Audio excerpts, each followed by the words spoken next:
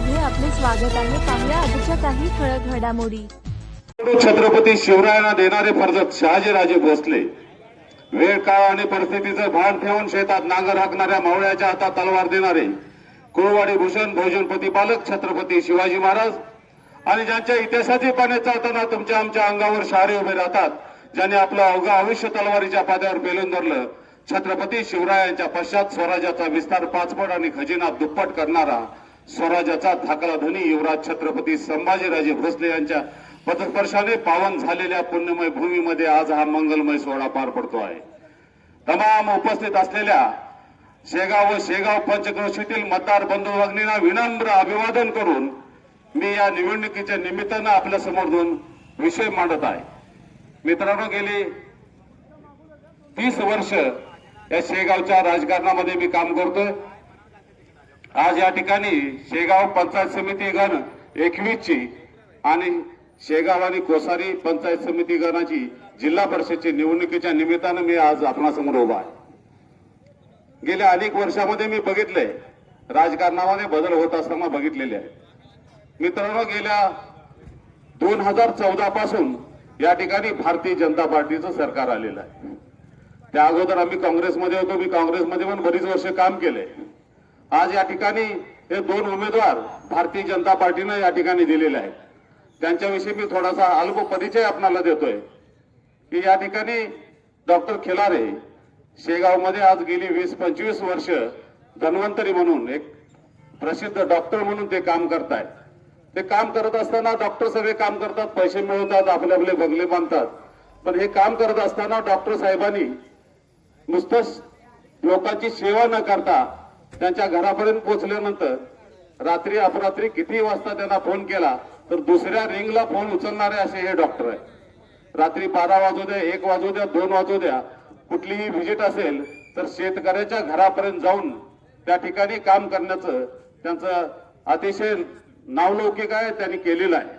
आणि ते करत असताना नुसतं लोकांची सेवा त्यांनी केलेली नाही मित्रांनो, या ठिकाणी लोकांना आपापल्या पायावर उभं करण्याचं काम, शेतकऱ्याला आपल्या पायावर उभं करण्याचं काम सुद्धा गेली 20-25 वर्ष डॉक्टर करतायत।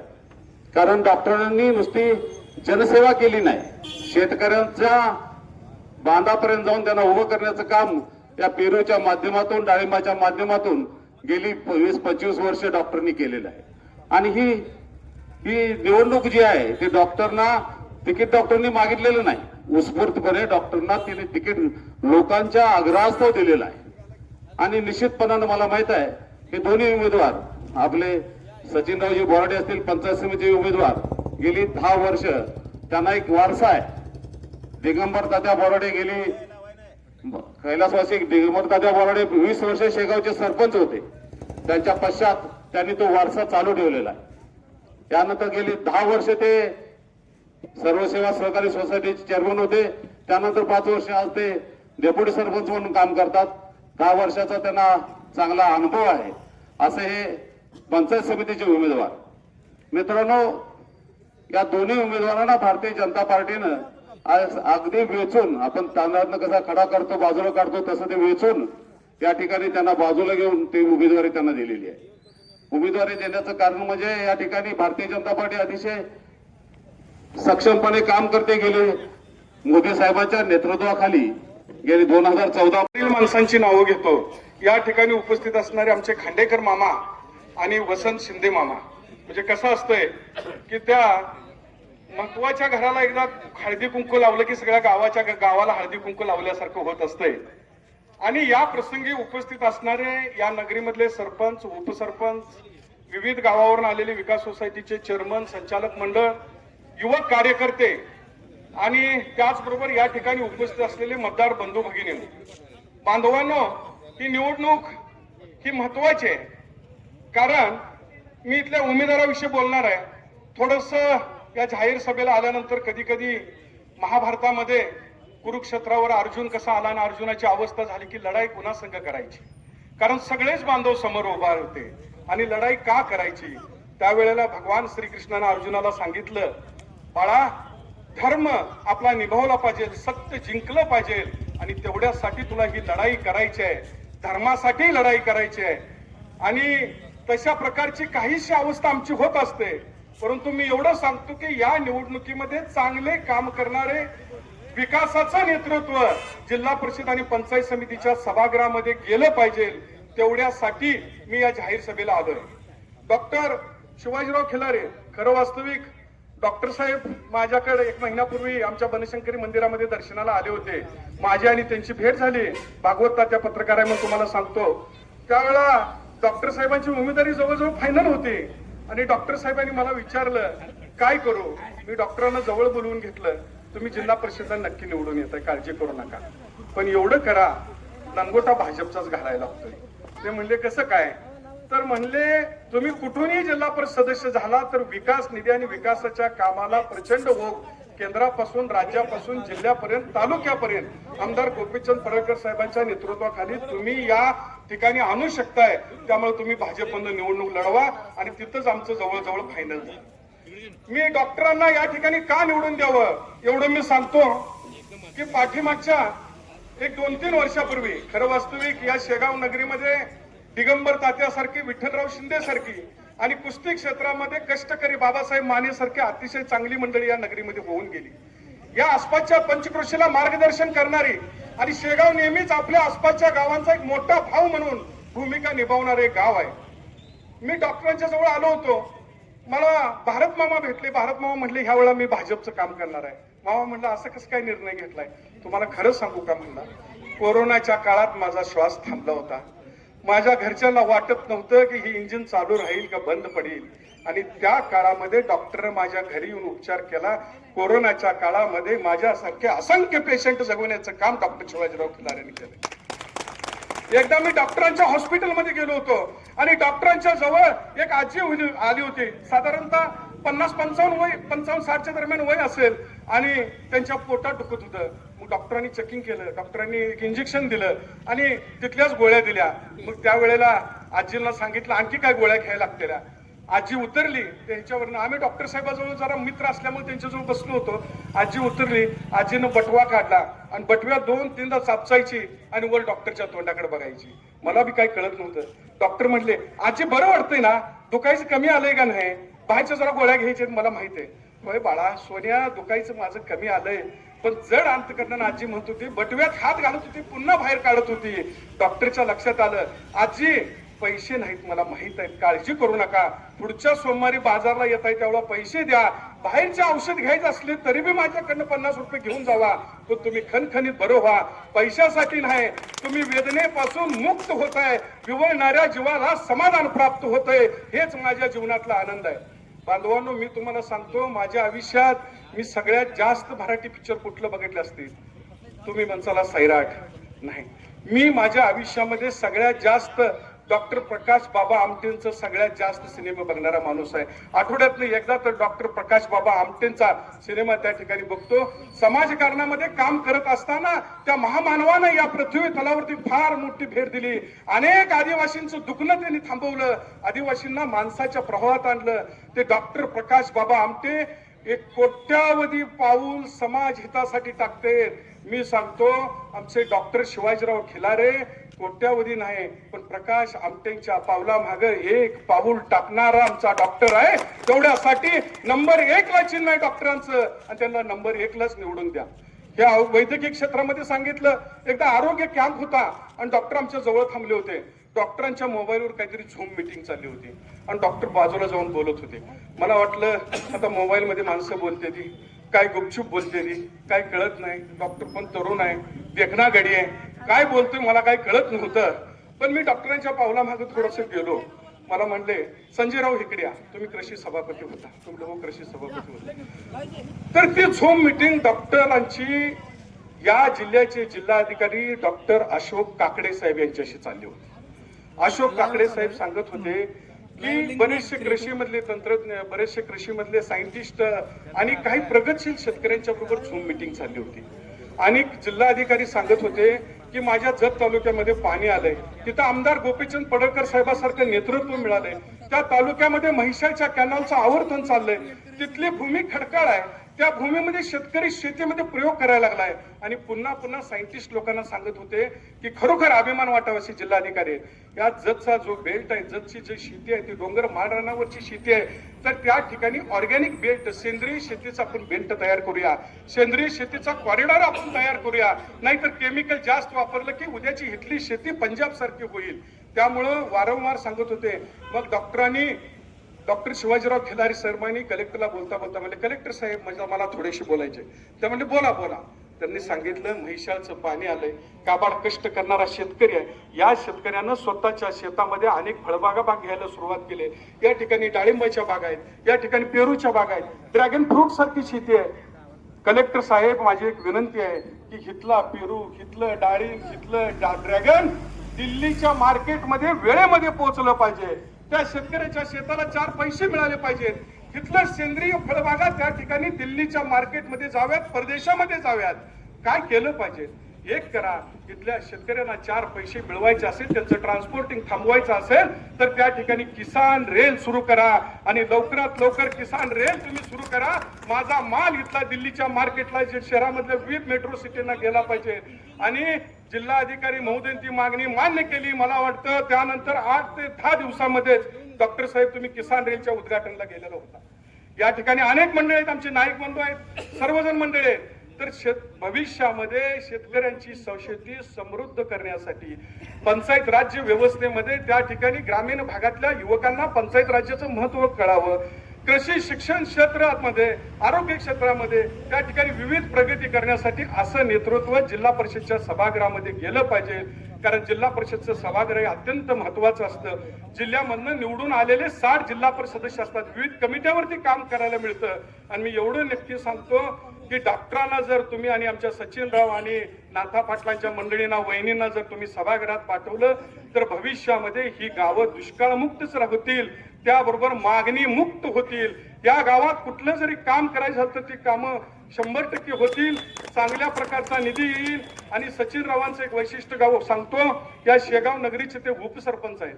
मला वाटतं असं एक उमद व्यक्तिमत्व आहे, दिगंबर तात्यांचा एक वारसा त्यांचा आहे.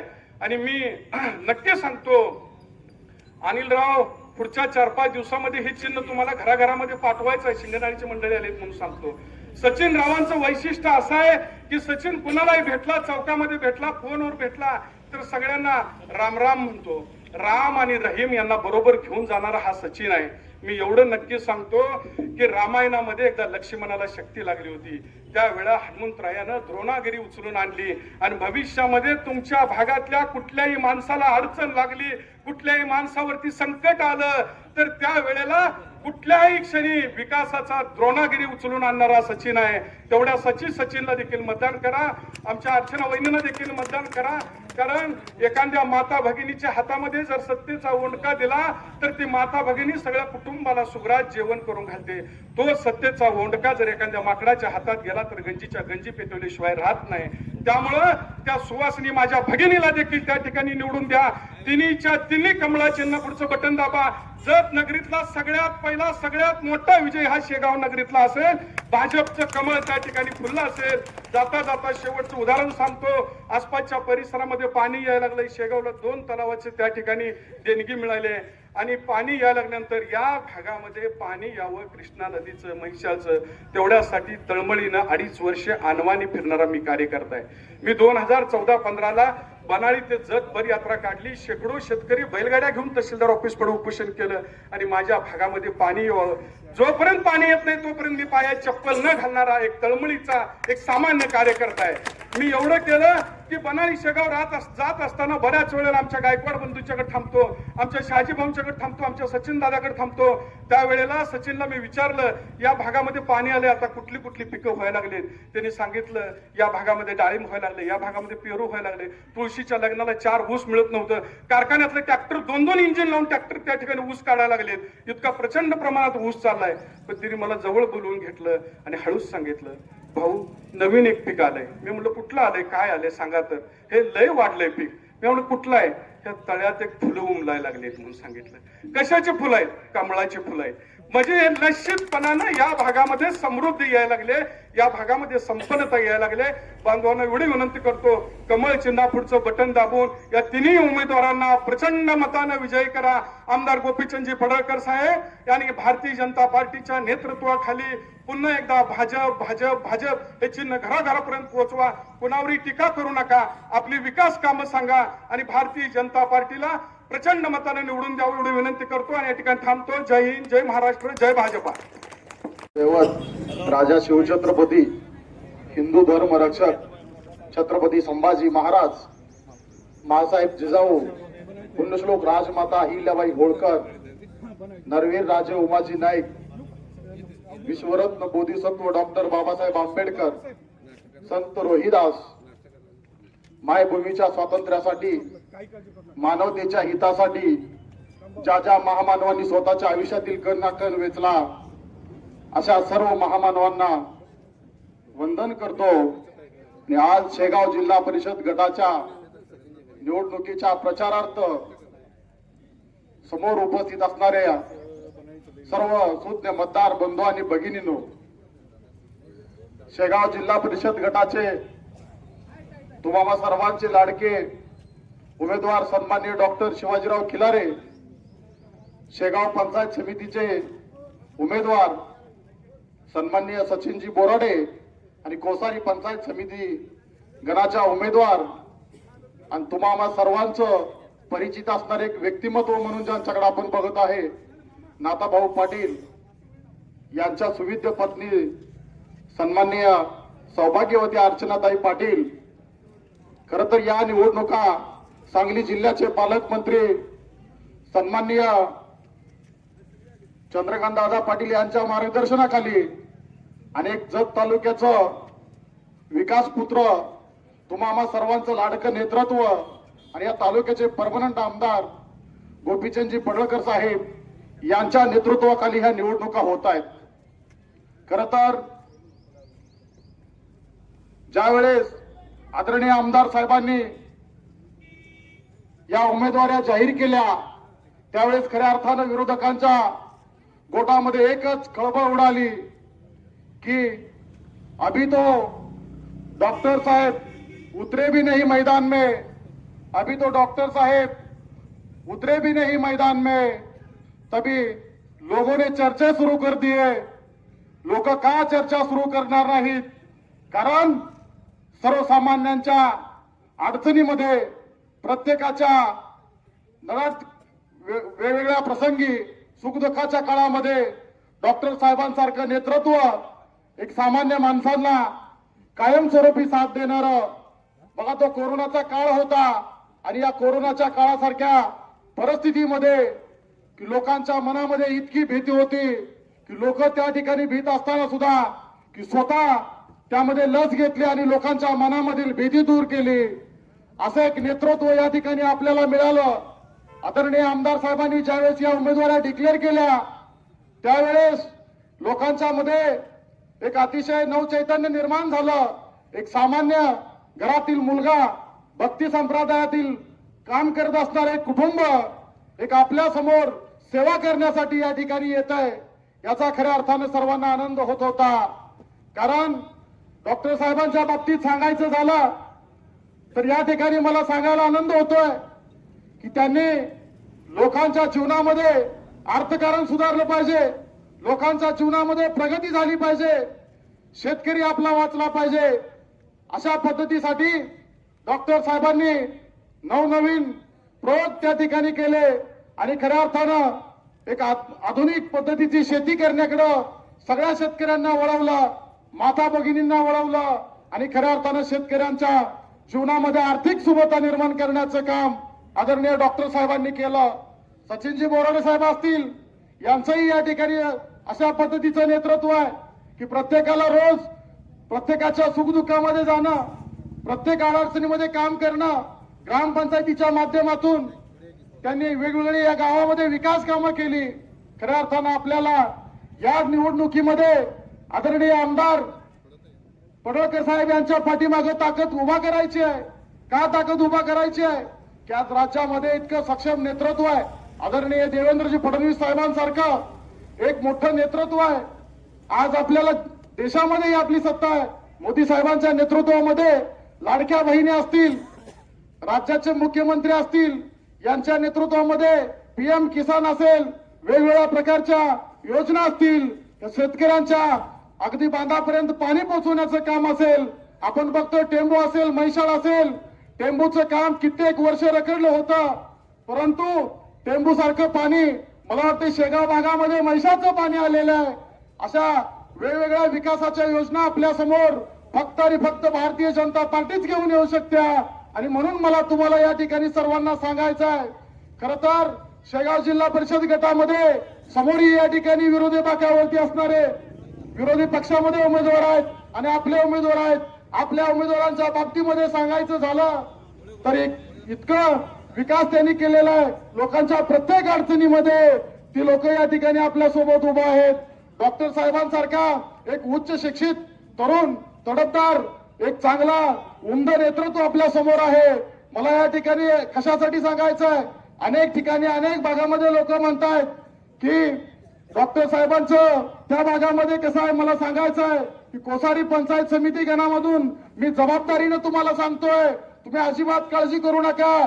डॉक्टर साहेबांचा तर विजय निश्चित होणार आहे, परंतु कोसारी पंचायत समिती मतदारसंघामधून 3.5 ते 4 हजाराचं मताधिक्य दिल्याशिवाय आम्ही गप्प बसणार नाही, हे सांगण्यासाठी मी या ठिकाणी तुम्हाला आलेलो आहे. आज माझ्या बेंगूर गावची परिस्थिती असेल, गुळवंशी गावची परिस्थिती असेल, प्रतापूर गावची परिस्थिती असेल, त्यामध्ये कोसारी गाव असेल, कुंभारे असेल, बिरनाळ असेल, बागेवाडी असेल, प्रत्येक गावामध्ये आपलं वन साइड कमळ त्या ठिकाणी चालणार आहे.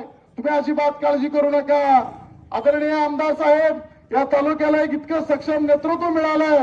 आपण याच्या पाठीमागे सुद्धा बघितलं होतं, या तालुक्यामध्ये अनेक आमदार झाले, या तालुक्या जिल्ह्यामध्ये अनेक नेतृत्व निर्माण झाले, परंतु महाराष्ट्राच्या राजकारणामध्ये दबदबा असणार सर्वसामान्यांच्या घरामधलं नेतृत्व आमदार साहेबांच्या रूपानं एक अस्सल कोहिनूर हिरा आपल्याला या ठिकाणी मिळालेला आहे. आमदार साहेबांनी जो शब्द सीएम साहेबांच्याकडे मागितला असू द्या, टेंबू असू द्या, म्हैसाळ असू द्या, हा तर विषय आपल्याला संपलेलाच आहे. तालुक्याचा त्रिभाजनाचा विषय असू द्या, आरटीओ ऑफिसचा विषय असू द्या, परवाच या ठिकाणी अवकाळी सारखा विषय झाला. सगळे तालुके घेतले होते, परंतु सांगली जिल्ह्यामधला जत तालुका त्या ठिकाणी वगळला होता. आमदार साहेबांच्या जेव्हा लक्षात आलं, तेव्हा त्यांनी त्या ठिकाणी विषय मुख्यमंत्री साहेबांच्या कानावरती घातला आणि अगदी 4 दिवसामध्ये आपल्या तालुक्याचा समावेश केला आणि लोकांच्या खात्यामध्ये पटापट पैसे येऊ लागले. असं नेतृत्व आपल्याला भेटलेलं आहे.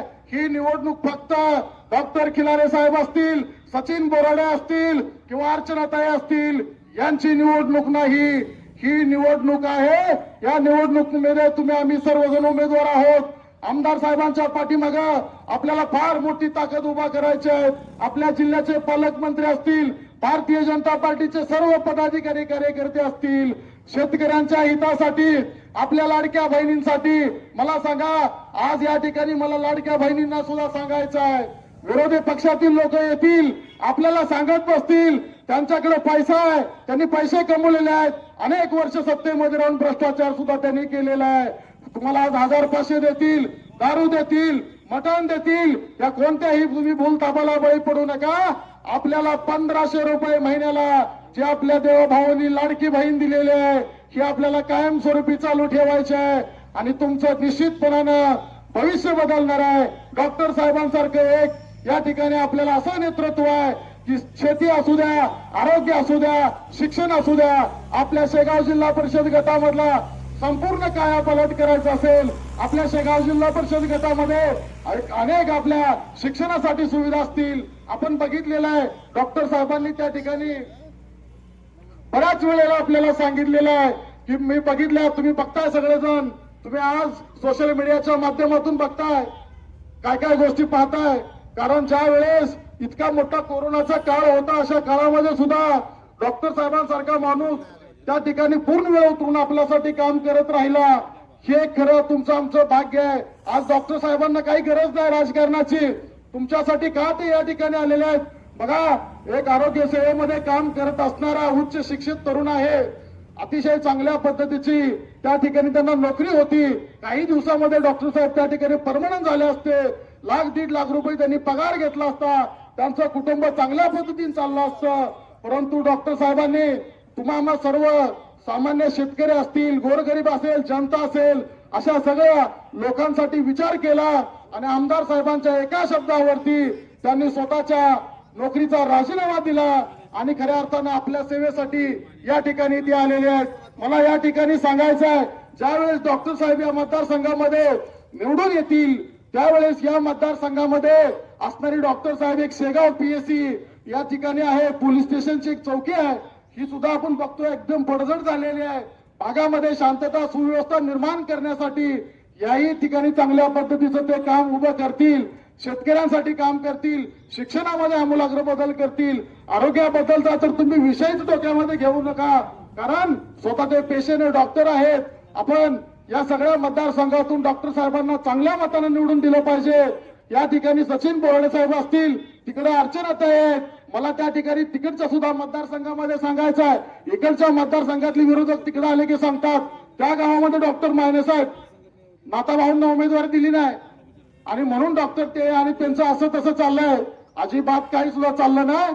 इथं तुम्हा आम्हा सर्वांचा विठ्ठल म्हणून आपण ज्यांच्याकडे बघतोय ते आदरणीय या तालुक्याचे विकासपुत्र आमदार पडळकर साहेब आहेत आणि त्यांनी जो दिलेला शब्द आहे आणि त्यांनी जो सांगितलेलं काम आहे आणि त्यांनी जे दिलेले उमेदवार आहेत हे सगळ्यासाठी आपल्यासाठी अंतिम आहेत. मला सांगा, ही निवडणूक फक्त डॉक्टर साहेबांसाठी मर्यादित नाही, या उमेदवारांसाठी मर्यादित नाही, तर ही निवडणूक खऱ्या अर्थानं आदरणीय पडळकर साहेबांचा हात बळकट करण्यासाठी, पडळकर साहेबांच्या नेतृत्वाखाली ताकद उभा करण्यासाठी आपल्याला खऱ्या अर्थानं मोठ्या ताकदीनं ही निवडणूक लढवायची आहे. आणि खरं तर प्रत्येक घराघरात साहेबांचं आगमन झालेलं आहे, त्यांचंही मी या ठिकाणी स्वागत करतोय. त्याचबरोबर नामदार माननीय चंद्रकांत दादा पाटील तथा आपल्या जिल्ह्याचे पालकमंत्री या ठिकाणी उपस्थित आहेत, त्यांचंही या ठिकाणी मी स्वागत करतोय. खरं तर ही निवडणूक इतकी प्रतिष्ठेची विरोधकांनी मानलेली आहे की या निवडणुकीमध्ये आपल्याला सर्वांना खऱ्या अर्थानं चांगल्या पद्धतीनं आदरणीय आमदार साहेब असतील, आपले पालकमंत्री महोदय असतील, यांच्या पाठीमागे आपल्याला प्रचंड ताकद उभा राहायचंय. आपण सर्वांनी टाळ्याच्या गजरामध्ये जोरदार त्यांचं या ठिकाणी स्वागत करायचं आहे. मला या ठिकाणी आपल्याला सर्वांना आवर्जून सांगायचं आहे की आमदार साहेब विजय असो. गण आणि कुंभारी पंचायत समिती गण या तिन्ही ठिकाणी जिल्हा परिषदला डॉक्टर खिलारे साहेब, पंचायत समिती सेगावला सचिनजी बोराडे आणि अर्चना पाटील कुंभारी गणातून निवडणूक लढवत आहेत.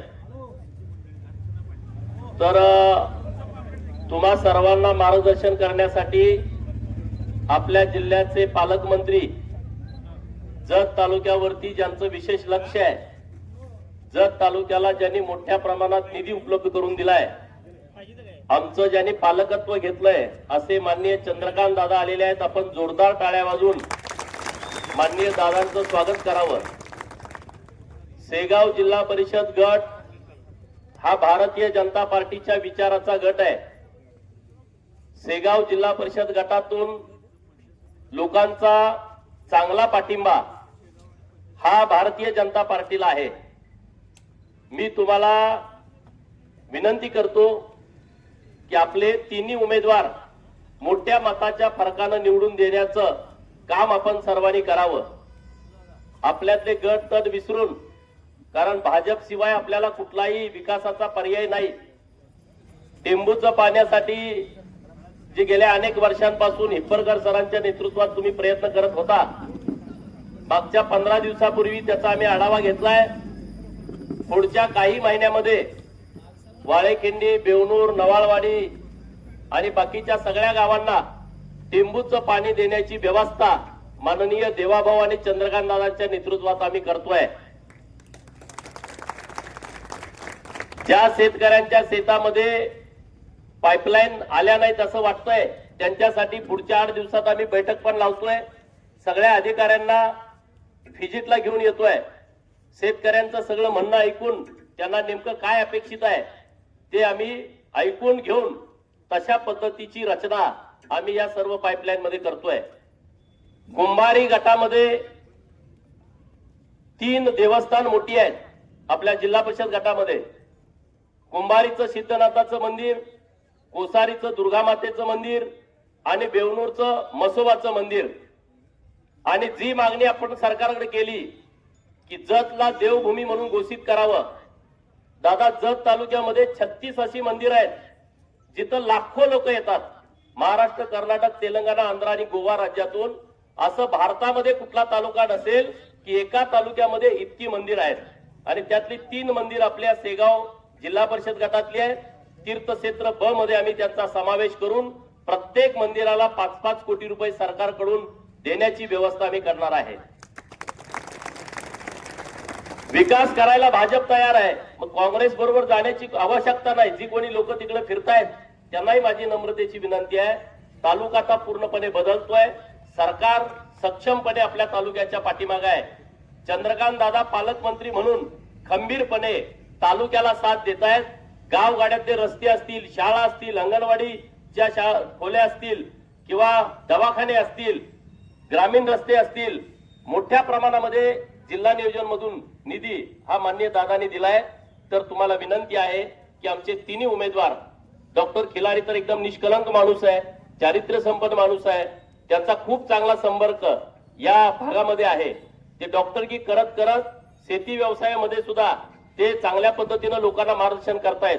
सचिन बोराडे इथं ग्रामपंचायत मध्ये चांगलं काम करतायत. आता त्यांना पंचायत समितीला भाजपनं उमेदवारी दिली आहे.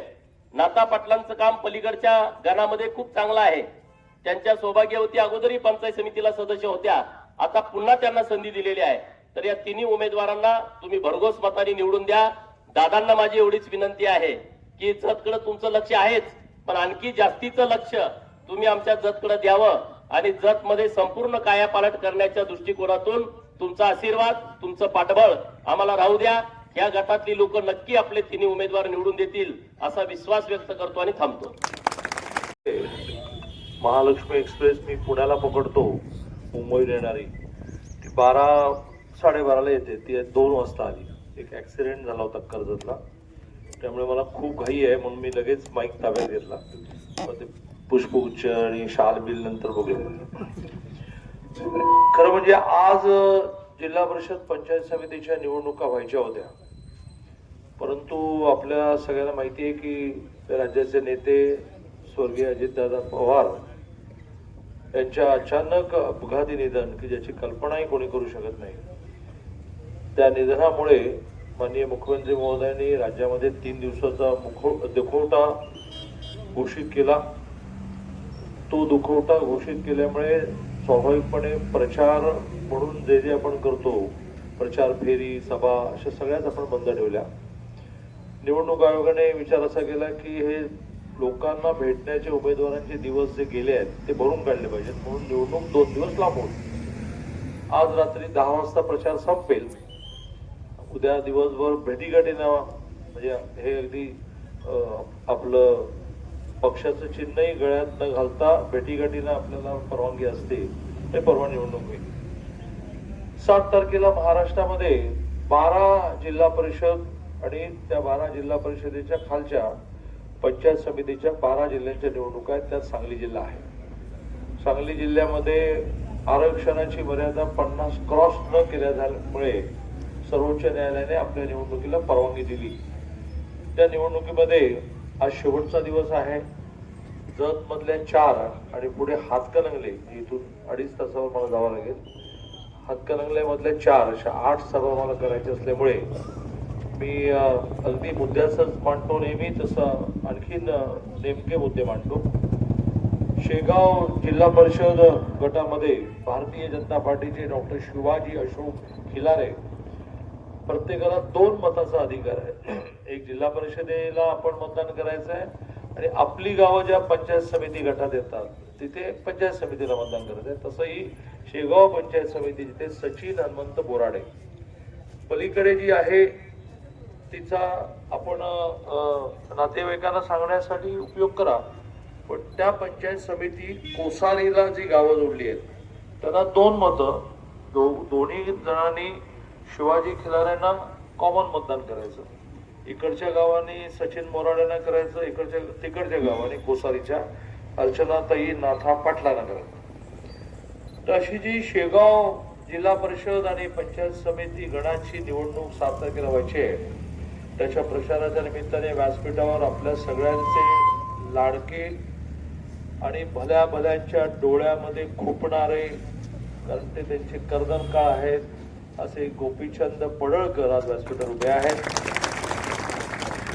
ते असे तेल लावलेले पेलवान आहेत की कोणी किती त्यांना चितपट करण्याचा प्रयत्न केला तर बरोबर पायाखालून 2 पायांच्या मधून ते निसटून बाहेर पडतात.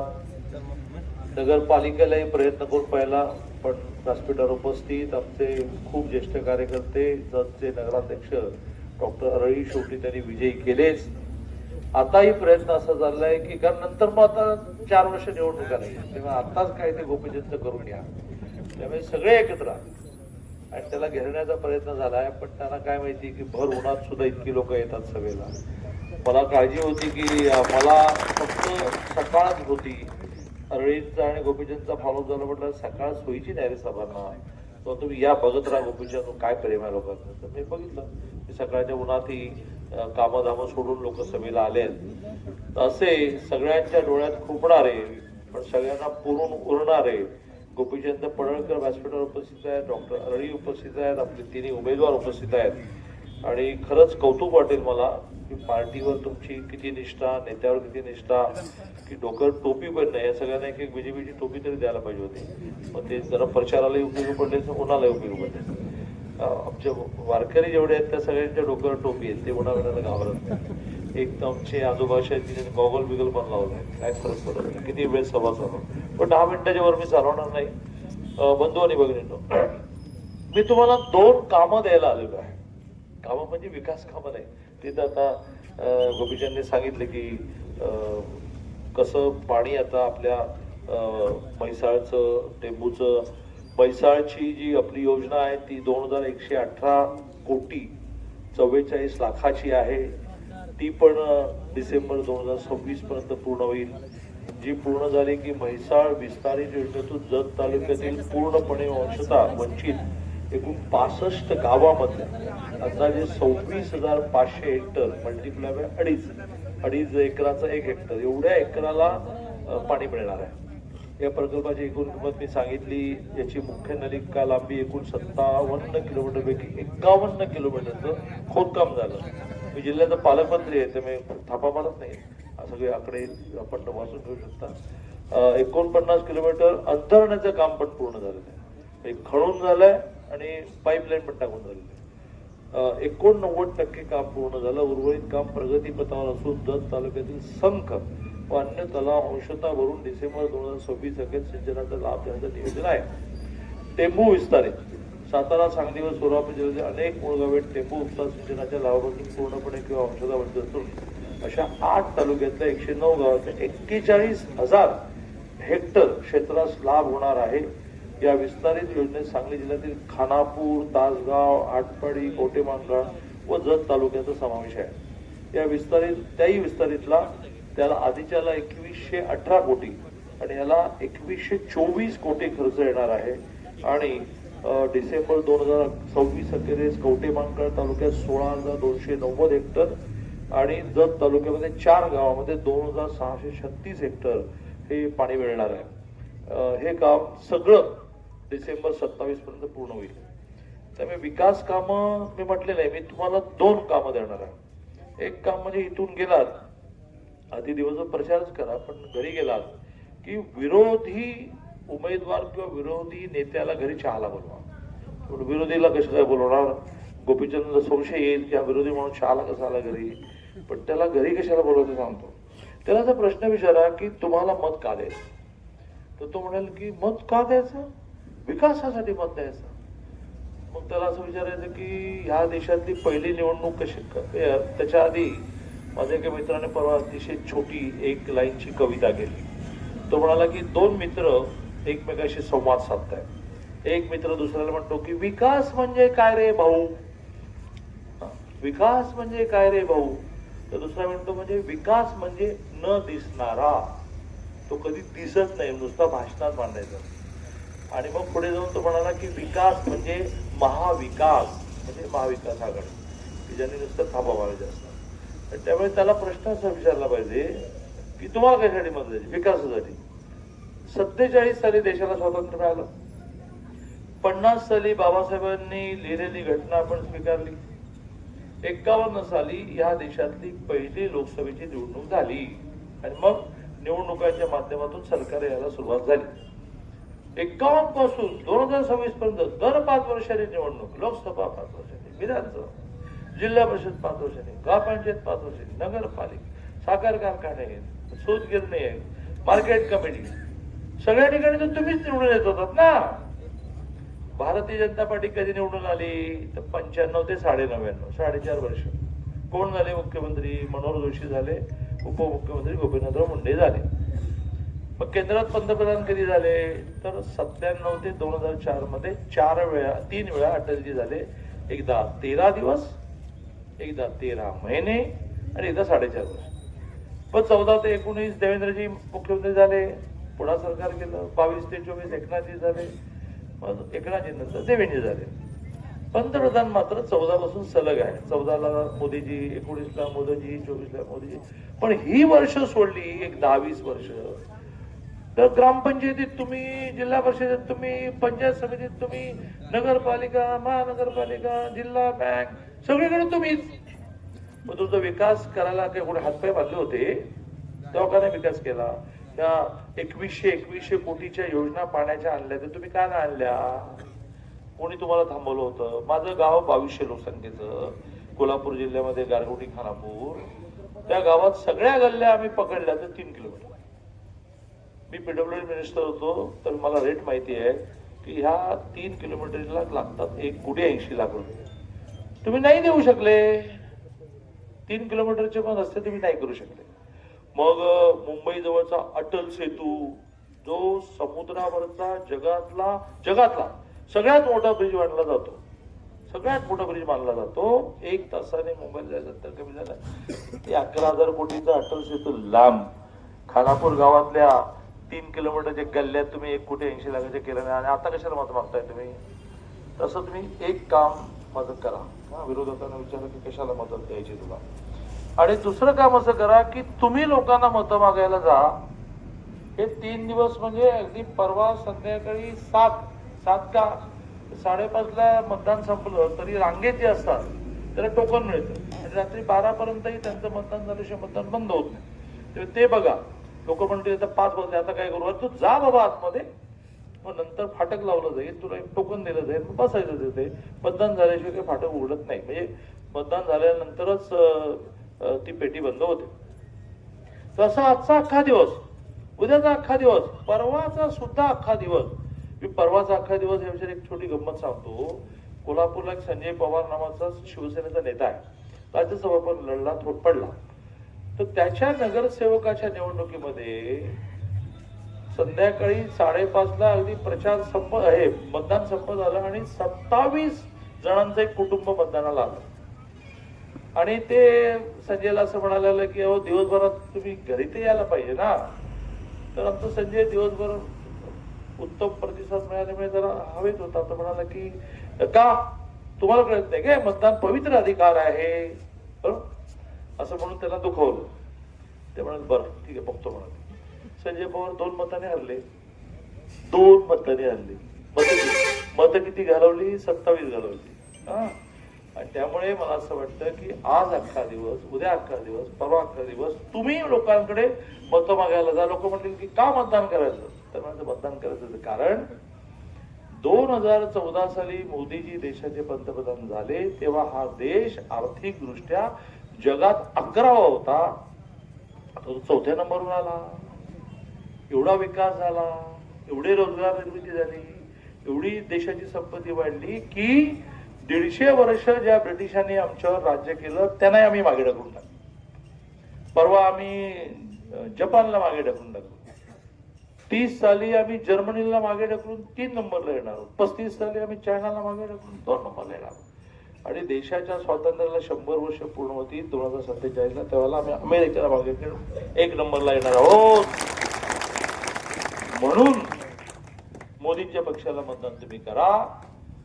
काल टीव्ही कोणी पाहिले दिवसभरामध्ये, त्यात बातमी दिवसभर चालली, अमेरिका भारतापुढे नमली. काय झालं?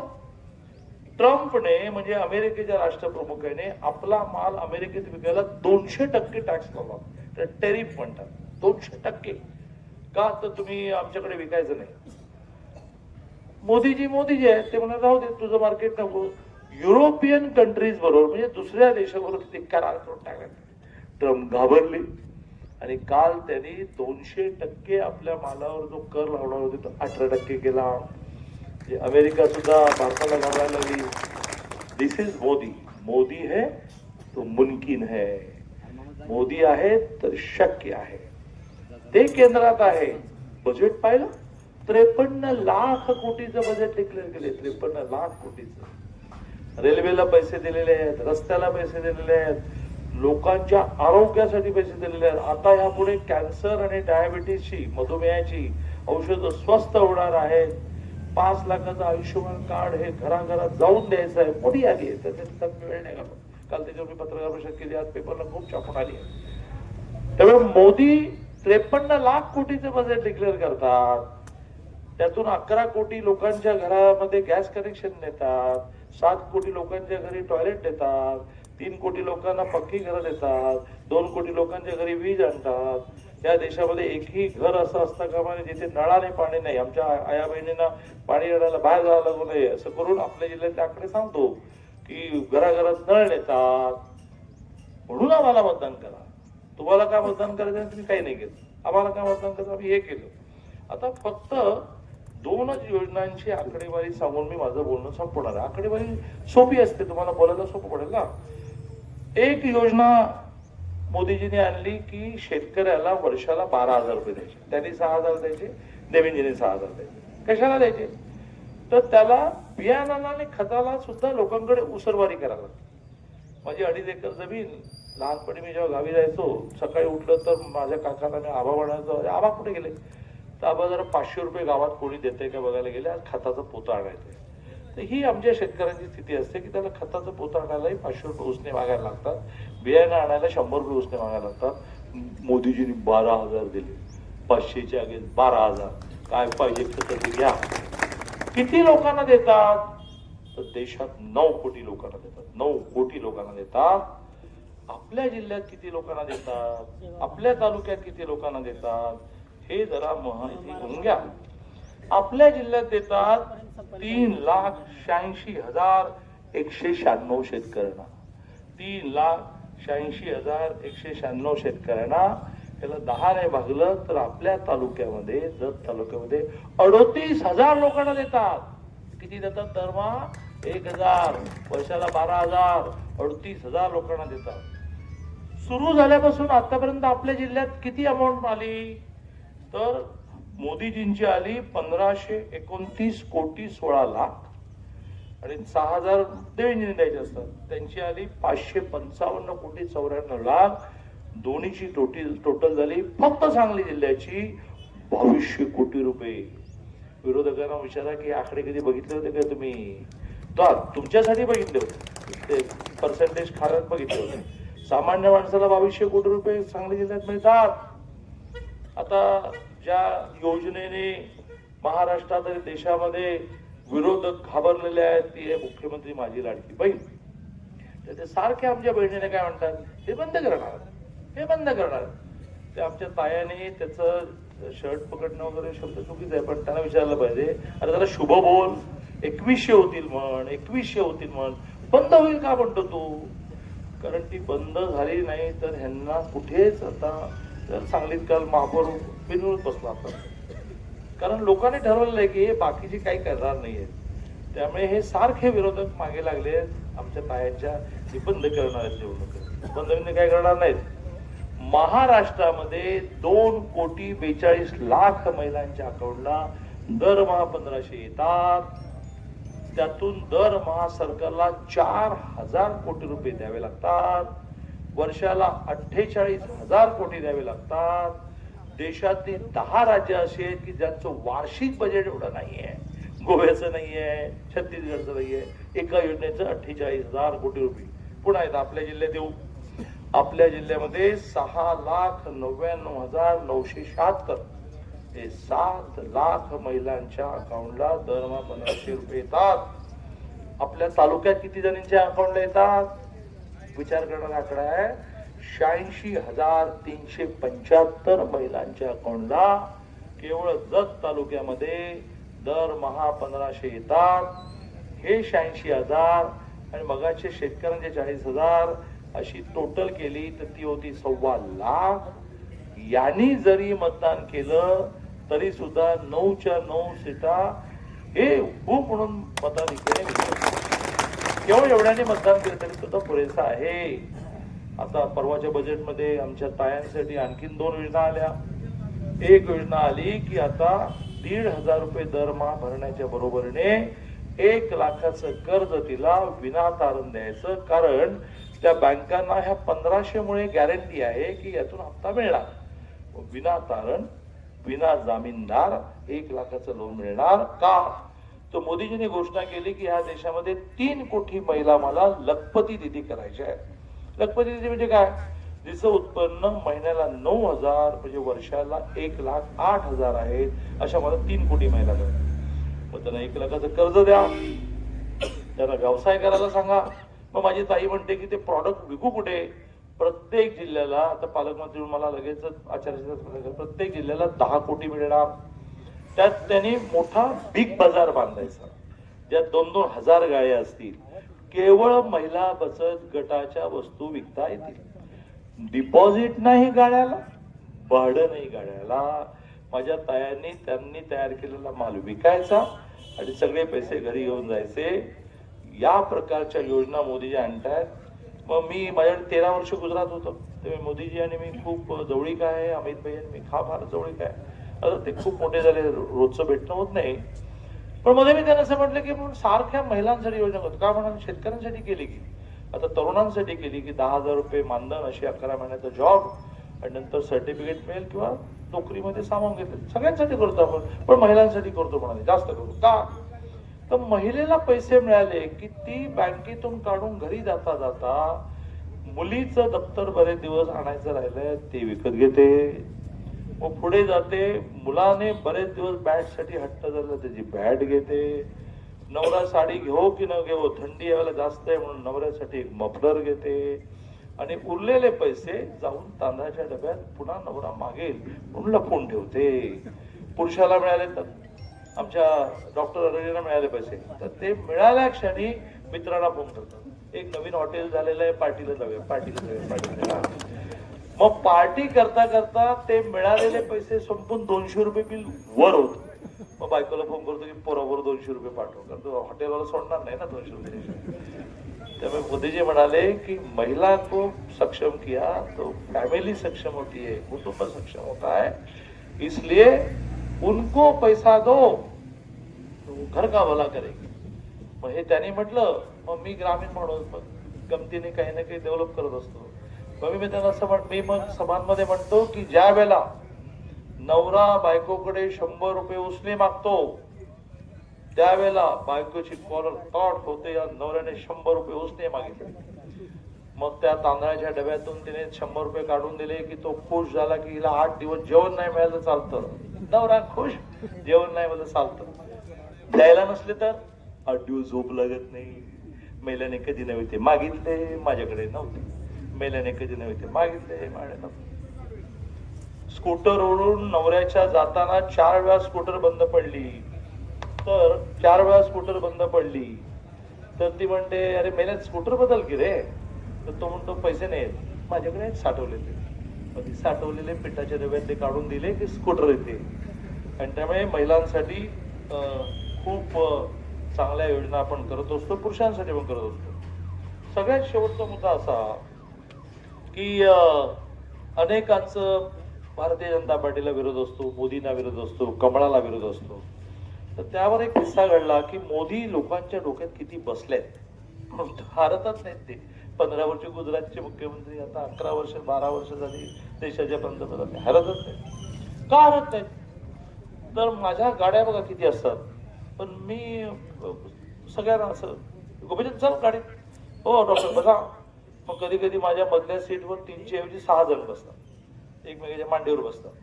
का तर जे आपलं आहे ते आपण वाटलं पाहिजे ना, कशाला एकटाच जायचं भूतासारखं. मग वाटेत कोणी जरी तुम्ही हात करून दाखवा, मी थांबवतो गाडी, तुम्हाला गाडीत घेतो. तर मला एकदा असं लांब एका आजीने हात केला, मी थांबवली गाडी, थांब सुशांत गाडी थांबवली गाडी. का आजी मोरल्या गावाला सोडता का? हा सोडतो. तू मोरल्याच म्हणता ना, शुद्ध पुढच्या गावाला म्हणतो, आमच्या कोल्हापूर मोरल्या गावाला एवढं सोडतो बसा. आजीबाई बसल्या, आजी म्हणतो पाणीवर पेणार का? हो पेट. थोडं आजी स्थिरावल्या जरा बसल्या व्यवस्थित. कुठच्या पार्टीचे? भारतीय जनता पार्टी. हा हा मोदींची पार्टी, मोदींची पार्टी तर माहिती, भारतीय जनता पार्टी मोदींची पार्टी. थोडा वेळ आणखी गेला ते म्हणाले मोदी तुम्हाला भेटतात का? ना कधी कधी भेटतात. माझं एक काम आहे. मोदींचं काय काम आहे? तर तुम्ही मोदींना सांगा माझा निरोप की तुम्ही कमळ चिन्ह बदला आणि मोदी चिन्ह करा. तर आम्हाला आज गेल्यानंतर कमळ सापडत नाही, मोदी लवकर सापडत. आता अशा मोदींच्या पार्टीला हरवायला निघालेत गोपीचंदला खाली पाडण्यासाठी. तर गोपीचंद तगडा पेलवान आहेच, त्याच्या मागे असणारे देवेंद्रजी महातगडे पेलवान आहेत, भल्या भल्याला झोपवलं. त्या दोघांच्या मागे मोदी, की जे आमची आजीबाई म्हणते किंवा चिन्ह बदला आणि मोदी चिन्ह करा, ते अशक्य आहे. 9च्या 9 जागा विजयी होतील, मार्जिन मोजत बसा. मी पालकमंत्री आहे ना, तर रोज रात्री पोलिसांनी मला रिपोर्ट द्यायचं. त्या जिल्ह्याचा पालकमंत्री, त्या जिल्ह्याचा मुख्यमंत्री मानला जातो. तर सगळ्यांनी कलेक्टर पासून रोज रात्री रिपोर्ट करायचा असतो. इकडे काय बिबट्या सापडला, मग इकडे काय कुठे गडबड झाली. तर रोज रात्री गेले 2 दिवस मला रिपोर्ट यायला लागला की निवडणुकीचे निकाल काय येतील. ते निकाल जत म्हणजे टोटल आला आहे जिल्ह्यात 34 जागा येतील 61 पैकी. म्हणजे आला जिल्हा अध्यक्ष आला, पण जत तालुक्यामध्ये 34 पैकी एकही जागा मागे नाही. 9च्या 9 जागी भारतीय जनता पार्टीचं कमळ फुलेल. पण मी सांगितलेली 2 कामं केली पाहिजेत. एक तर विरोधकाला विचारायचं की तुला मतं का द्यायची, का ठरलं ना आपलं पांढऱ्या मिशीवाले, एवढ्या लवकर कसे काय पांढऱ्या झाले मिशी? तर मला वय कमी वाटते पण केस पांढरे झाले. विरोधकाला विचारायचं की तुला मत का द्यायचं, आणि मतदारांना सांगायचं की आम्हाला मत का द्या. असं 3 दिवस करा. शेवटचं मत पेटीत पडेपर्यंत करा. तर तुम्ही बघत राहा. आणि या निवडणूक एकदा गोपीचंदच्या नेतृत्वाखाली 9 जागा आणल्यात, मग गोपीचंदच्या वाट्याला कोण जाणार नाही. महाराष्ट्रातले भले भले पैलवान देवेंजीशी कुस्ती खेळता खेळता एक तर देवेंजींना शरण आले की बाबा रे आता तूच आमचा तारणहार, किंवा घरला बसला. हे सगळं आपली कोल्हापुरी शब्द, घरला बसले, घरला. त्यांना खूप म्हणाले झंझट्या देवेंजी बरोबर काही लढाई करायला नको का. पण देवेंजी कोणाचं वाईट नाही. देवेंजी अतिशय कौशल्याने एक एक सोंगटी पुढे नेत असतात. थोडस गोपीचंद शिकला आहे, त्यामुळे तोही तेच करतो आहे. जय हिंद, जय महाराष्ट्र.